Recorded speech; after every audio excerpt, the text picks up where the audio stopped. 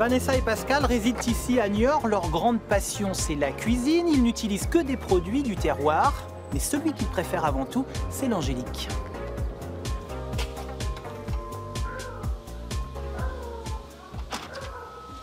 Bonjour Vanessa, vous allez bien? Frédéric. Ça va? Ouais. Très bien. C'est donc ici que vous habitez? Exactement, depuis maintenant 9 ans, dans Niort, proche de la place de la Brèche. Voilà, centre. Bonjour. Bonjour. Vous êtes Pascal? Oui. Ok, Bonjour. je m'en doutais un petit peu. Donc bienvenue. À Niort. Et vous faites quoi tous les deux, Vanessa? Alors moi je tiens une épicerie fine dans le centre-ville de Niort, D'accord. depuis maintenant 17 ans. Et vous, Pascal, alors? Alors moi je suis commercial, je m'occupe de tous les grossistes nationaux des produits de la mer.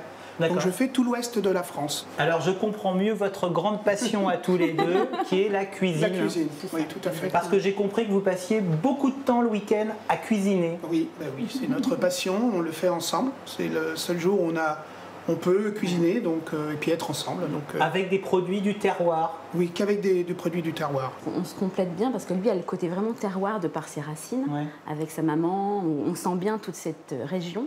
Et puis moi derrière, avec toute cette culture des épices et puis du thé, des choses un petit peu plus originales, on essaye tous les deux et puis on évolue. Alors moi plutôt dans le décor et l'assemblage, puis lui après plus dans la cuisson douce, élaborée, voilà.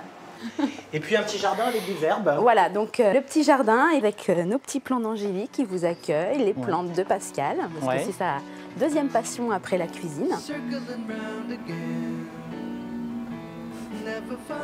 Voilà, donc des petits oignons de l'île d'Oléron qui ont été juste plantés il y a à peu près un mois. La ciboule avec la petite fleur. Et ça, là? Eh bien alors ça, ce sont les graines d'angélique sur une deuxième pousse, la deuxième année. Elle est encore fraîche, il faut attendre qu'elle sèche et après on va la replanter pour refaire une autre plantation. Et pourquoi cette passion pour l'angélique? Pour remettre un petit peu... J'ai vu que vous la revendiquez d'ailleurs. Oui, je la revendique pour remettre Niort et surtout l'angélique auprès des clients de mon commerce parce que je me suis aperçue qu'ils ne connaissaient pas la plante.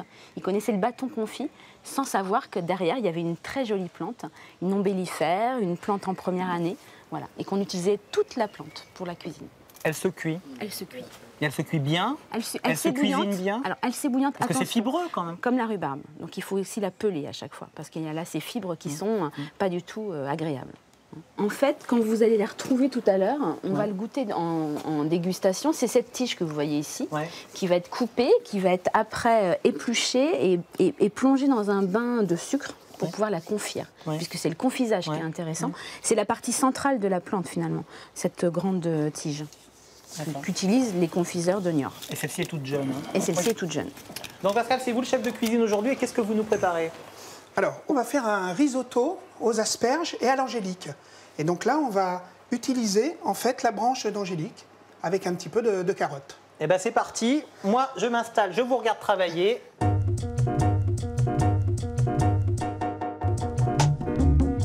Bon, déjà, il faut du riz, des oignons. On va faire avec des petits légumes, des asperges, des carottes, on va mettre des courgettes. Alors, on a fait un fumet de poisson avec de l'angélique. On a fait infuser du thé à l'angélique. Voilà. Et on va mettre aussi des tiges d'angélique dans notre risotto comme légumes, comme l'asperge, comme la carotte qu'on a fait blanchir pendant 5-6 minutes. Et on va couper en petites brunoises. Alors, on a mis de la crème fraîche déchirée et on a mis du parmesan en fin de cuisson. On va poser nos petites asperges qui ont été cuites pendant 4-5 minutes à l'eau salée. Et le risotto est terminé.